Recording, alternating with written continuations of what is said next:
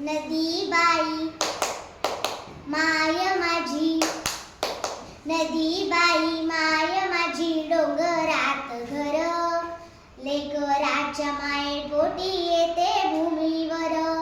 नदी by I माझी, निळे निळे पाणी, मंद लहरीत गाते ममतेची गाणी, मंद लहरीत गाते ममतेची गाणी. कवी कुसुमाग्रजांच्या या सुंदर अशा ओळी खूप काही सांगून जातात. खरंच नदी आपली माय आहे. तिलाच आपण सरिता, नहर, प्रवाहिनी, जीवनदायिनी म्हटले जाते. जीवनदायिनी किती छान आहे तो आपल्या झुळझुळ वाहणाऱ्या नद्यांची नावे. तर मी म्हणजे कुमारी ईश्वरी मच्छिंद्र तुपे, इयत्ता 4थी, जिल्हा परिषद प्राथमिक शाळा लोणी मुली येथे शिकते. सादर करते माझ्या नदी मायेचे मनोगत. किती सुंदर आहेत या नद्यांची नावे. मी सरसर वाहते म्हणून मला सरिता असं म्हणतात. नेहमीच्या प्रवाहात वाहते मग मी प्रवाहिनी. आणि पाणी म्हणजे जीवन, सर्वांना जीवन देते म्हणून जीवनदायिनी हा खूप छान मला दिला जाणारा आदर आणि मान. होय, मी नदीमान, जीवांचे जीवन सुजलाम सुफलाम करणारी नदीमान, तीर्थस्नानांवर भक्तांना पापातून मुक्त करणारी नदीमान आणि जगण्यास धडपड करणाऱ्या प्रत्येकाची तहान भागवणारी नदीमान. म्हणूनच म्हणते, नदी माय जल साऱ्या तामेल्यांना देई, कोणी असो कसा असो भेदभाव नाही, कोणी असो कसा असो भेदभाव नाही. आणि तुम्ही नुसतंच म्हणताय नदी माय, पण माझ्यासाठी करताय काय?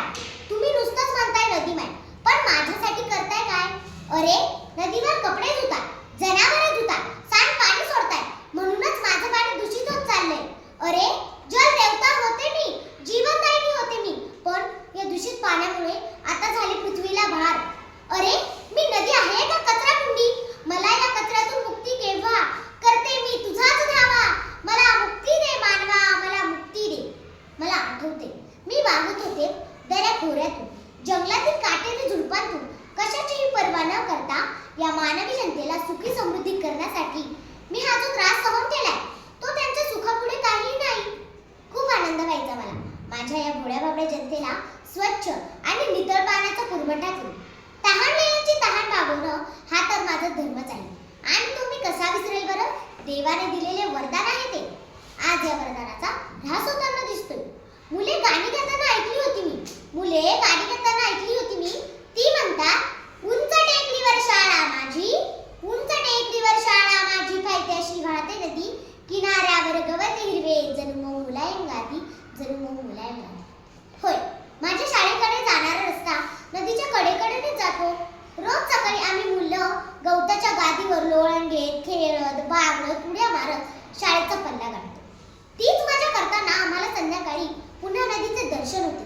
पण ती आता वेगळीच दिसते.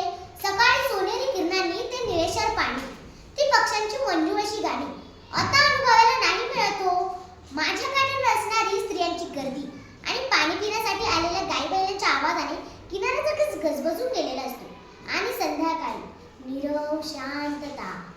आईच्या प्रेमाची जशी ऊब मिळावी, आईच्या प्रेमाची जशी ऊब मिळावी तशी माझ्या कुशीत येऊन प्रत्येक जण अनुभव घेतो. होय बाळांनो, आज मला माझे मनोगत तुमच्यासमोर मांडायचे आहे. मला आठवते, मी काट्याकुट्यातून, रानापानातून तुमच्यासाठी स्वच्छ शीतल असं पाणी घेऊन येते.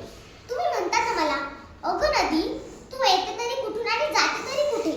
तुमच्या या आनंदासाठी मी प्रवाहित राहते. परोपकाराचा वसा घेऊन तुम्हा सर्वांना जीवन देते.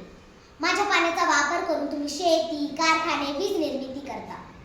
म्हणूनच म्हणते, शेतमळे मायेमुळे ती बहरास, शेतमळे मायेमुळे ती बहरास, थाळीमध्ये माझ्या भाजी भाकरीचा घास, थाळीमध्ये माझ्या भाजी भाकरीचा घास. होय, कारण हे माझं ब्रीदच आहे की परोपकाराय इदं मम, परोपकाराय इदं मम. पाणी जीवन आहे आणि तेच मी पाणी तुम्हाला पुरवते. माझ्या पाण्याचा वापर करून तुम्ही शेती, कारखाने, वीज निर्मिती करता. माणूस स्वार्थी बनलाय. त्याने खराब गटाराचे दूषित पाणी माझ्या पाण्यात मिळवले आणि तेच पाणी पुन्हा आजाराला जवळ करतोय. मी तुम्हाला या त्रासात कशी बघू शकेन? तुमची नदीमान आहे मी. अरे माणसा, पण तू तुझ्या चांगल्यासाठी माझ्या पात्रावर भर टाकून अवांतर बांधकामे करता. म्हणून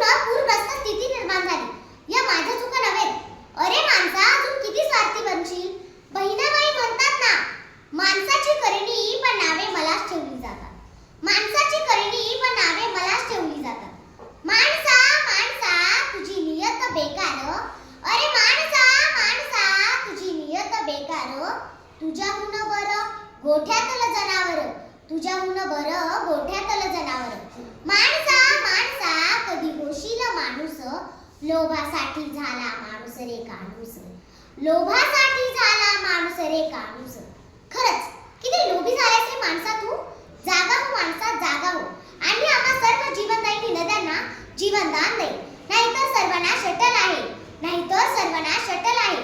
यावरून एकच सांगते, विशाल त्या समुद्राचं पिता येत नाही खारं पाणी, विशाल त्या समुद्राचं पिता येत नाही खारं पाणी, पण लहानशा नदीत असतं जगण्यासाठी गोड पाणी, पण लहानशा नदीत असतं जगण्यासाठी गोड पाणी. काळोख्या रात्री मेणबत्ती पुरीशी असते, काळोख्या रात्री मेणबत्ती पुरीशी असते, विशालतेच्या जोरावर ढग एकमेकांवर आदळतात, विशालतेच्या जोरावर ढग एकमेकांवर आदळतात. शेवटी मात्र एक लहानसा थेंबच बनून जमिनीवर कोसळते, शेवटी मात्र एक लहानसा थेंबच बनून जमिनीवर कोसळते. तेव्हा हीच नदी आठवणींच्या गोडव्याला खारेपणा देते, तेव्हा हीच नदी आठवणींच्या गोडव्याला खारेपणा देते. एवढे बोलून पाण्याच्या प्रवाहाबरोबर माझे वाहणारे शब्द मी थांबवते. जय हिंद, जय भारत, धन्यवाद. Let's go.